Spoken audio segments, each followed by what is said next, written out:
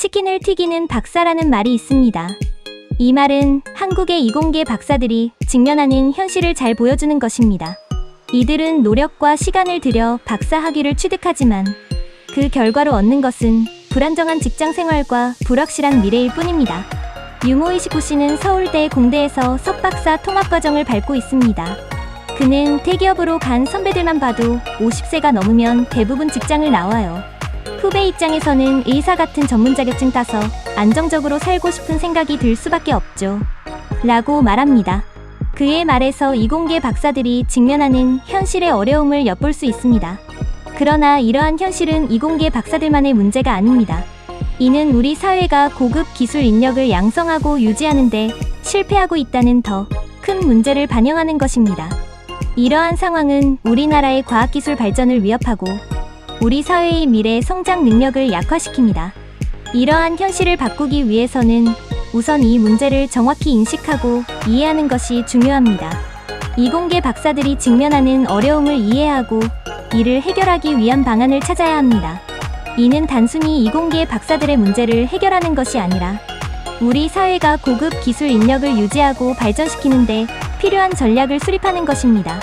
이는 우리 모두의 문제이며 우리 모두가 함께 해결해야 할 과제입니다. 우리는 종종 영화에서 천재적인 과학자나 엔지니어가 세상을 구하는 장면을 보곤 합니다. 그러나 현실에서는 이러한 이공계 인재들이 오히려 의학 분야로 눈을 돌리는 경향이 있습니다. 그 이유는 무엇일까요? 영화 아이언맨의 주인공 토니 스타크는 MIT에서 학위를 받은 천재 발명가입니다. 그러나 현실의 MIT 학생들은 토니 스타크처럼 아이언맨 수트를 만들어 세상을 구하는 대신 의학 분야로 진로를 택하는 경우가 많습니다. 왜냐하면 의학 분야는 안정적인 직업과 높은 사회적 지위를 보장하기 때문입니다. 한국에서도 이러한 현상이 나타나고 있습니다. 영재고와 과학고 학생들조차 의대 진학을 우선적으로 고려하고 있습니다. 이들은 자신의 뛰어난 두뇌를 이용해 첨단 기술을 개발하고 세상을 바꿀 수 있는 발명을 하는 대신 의사가 되는 것을 선택합니다. 예를 들어 서울의 의대에 재학 중인 A씨는 고교 시절에 의대 원서를 쓰는 친구들이 KAIST에 지원하지 않는 암묵적인 룰이 있었다고 말했습니다. 이는 의대에 가려는 최상위권 학생들이 KAIST마저 지원에 합격하면 다른 친구들의 자리를 빼앗는 셈이라는 이유에서였습니다. 이러한 현상은 이공계 인재 육성에 큰 장애물이 되고 있습니다. 이들이 의학 분야로 눈을 돌리는 가장 큰 이유는 안정성입니다. 의사 면허를 따면 소득, 사회적 지위가 일정 수준 이상 보장되지만 이공계 박사 학위는 이를 보장해주지 않습니다. 이런 현상을 바꾸기 위해서는 우리 사회가 이공계 인재에게 더 많은 기회와 보상을 제공해야 합니다. 그렇지 않으면 우리는 더 많은 토니 스타크를 잃게 될 것입니다. 그리고 그 결과 우리 사회는 더 많은 기회와 혁신을 잃게 될 것입니다. 우리는 종종 영화에서 슈퍼히어로들이 세상을 구하는 장면을 보며 감동을 받습니다. 그러나 현실에서는 슈퍼히어로가 아닌 이공계 박사들이 우리의 미래를 구하려고 노력하고 있습니다. 그러나 그들은 대부분의 경우 불평등한 싸움에서 패배하고 있습니다. 왜냐하면 그들이 가진 무기는 고급 학위와 지식일 뿐 그들을 지원해줄 슈퍼파워는 없기 때문입니다. 정부는 이들에게 첨단 인재 양성이라는 구호를 외치며 대학 지원과 산학연 연계 등의 방안을 제시하고 있습니다. 그러나 이러한 정책들은 이공계 박사들이 직면하는 실질적인 문제, 즉 안정적인 직장과 경제적 보장을 해결하지 못하고 있습니다. 예를 들어 한 이공계 박사인 김 박사는 대학원에서 노력하여 박사학위를 받았습니다.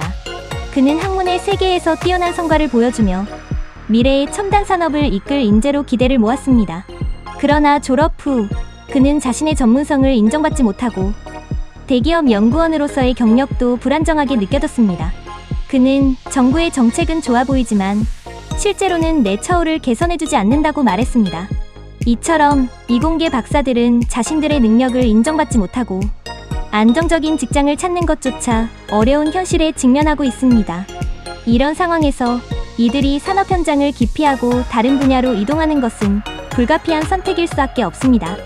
이러한 문제를 해결하기 위해서는 정부는 단순히 첨단 인재, 양성이라는 구호를 외치는 것 이상의 실질적인 지원 방안을 마련해야 합니다. 이공계 박사들이 안정적인 직장을 가질 수 있도록 그리고 그들의 전문성을 인정받을 수 있도록 하는 정책이 필요합니다. 그렇지 않으면 우리는 이들이 가진 뛰어난 능력을 활용하지 못하고 그들을 잃어버릴 위험이 있습니다. 이는 우리 사회, 특히 첨단 산업 발전에 큰 손실이 될 것입니다. 치킨을 튀기는 박사라는 우스갯소리는 이공계 박사들의 현실을 적나라하게 보여줍니다.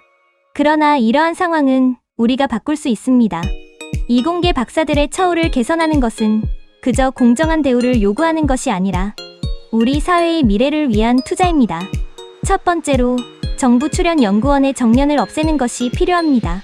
이는 연구원들이 연구에만 전념할 수 있게 해주며 그들의 경력을 보장해줍니다. 연구에 뛰어난 업적을 내는 연구원은 정년을 넘어서도 일을 할 수 있게 인센티브를 주고 성과 없이 세월만 보내는 연구원은 젊은 박사들로 대체하는 것입니다.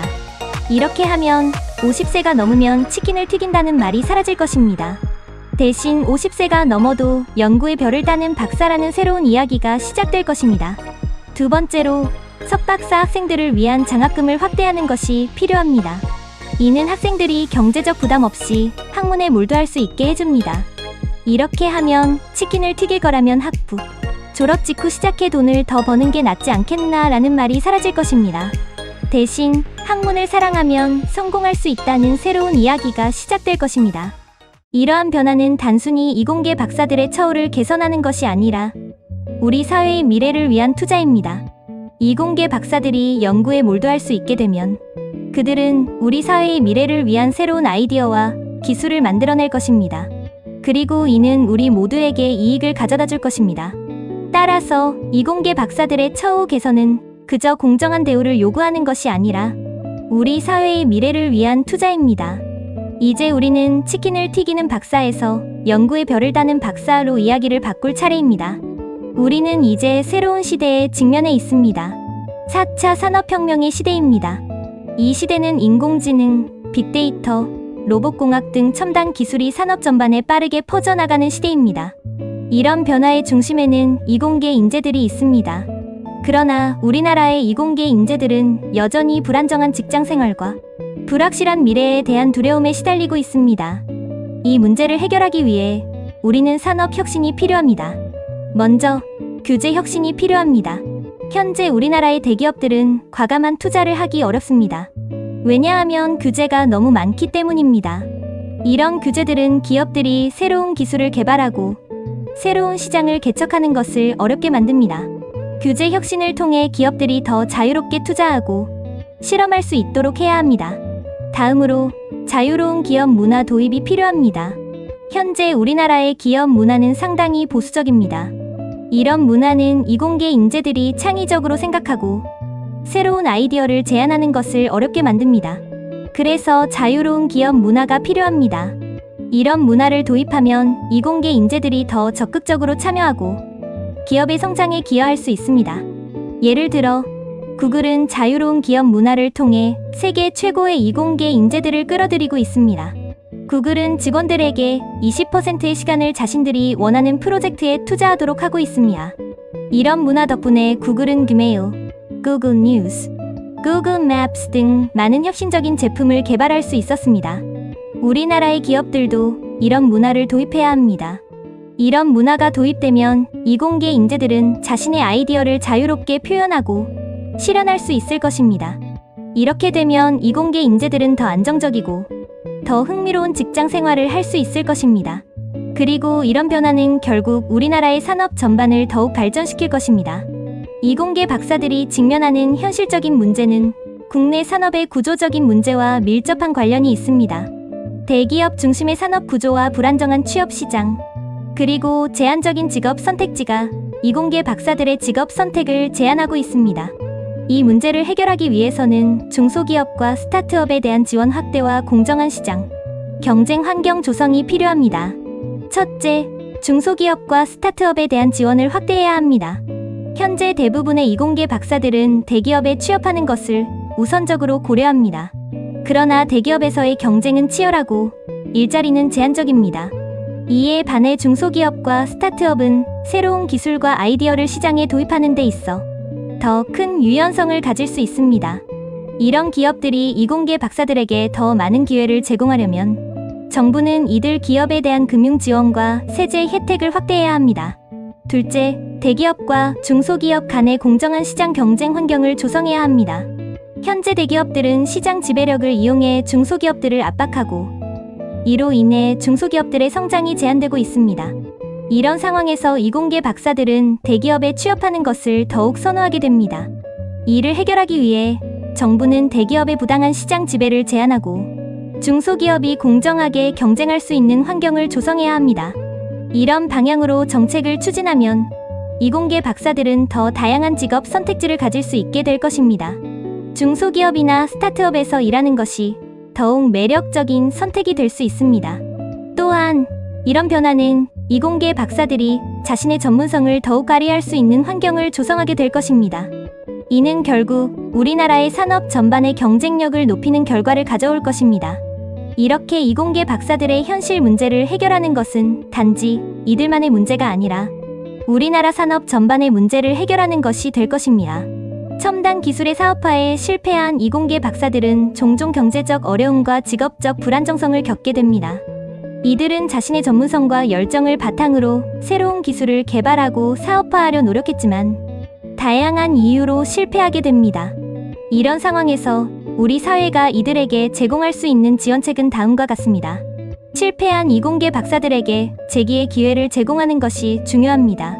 사업 실패는 개인의 능력이나 노력의 부족 때문만은 아닙니다. 시장 상황, 경제적 환경, 기술의 성숙도 등 외부적인 요인도 큰 영향을 미칩니다. 따라서 이들에게 다시 기회를 주고 실패를 통해 얻은 경험과 지식을 활용할 수 있도록 지원해야 합니다. 이를 위해 정부는 사업 실패 후의 재기를 지원하는 프로그램을 운영하거나 실패한 이공계 박사들이 다시 일자리를 찾을 수 있도록 돕는 취업 지원 서비스를 제공해야 합니다. 실패한 이공계 박사들의 경제적 부담을 줄이는 지원이 필요합니다. 사업 실패로 인한 경제적 손실은 이들에게 큰 부담이 됩니다. 이를 해소하기 위해 정부는 이들에게 재정적 지원을 제공하거나 실패한 사업에 대한 부채를 조정하는 프로그램을 운영해야 합니다. 실패한 이공계 박사들의 심리적 지원도 중요합니다. 사업 실패는 이들에게 큰 심리적 충격을 줄 수 있습니다. 이를 위해 정부는 이들에게 심리상담 서비스를 제공하거나 실패를 경험한 이공계 박사들끼리 정보와 경험을 공유할 수 있는 네트워크를 구축해야 합니다. 이공계 박사들의 현실을 개선하는 것은 쉽지 않은 일일 수 있습니다. 그러나 우리가 이에 대해 진지하게 고민하고 적극적으로 노력한다면 이공계 박사들이 그들의 전문성을 최대한 발휘하고 우리 사회의 발전에 보다 기여할 수 있을 것입니다.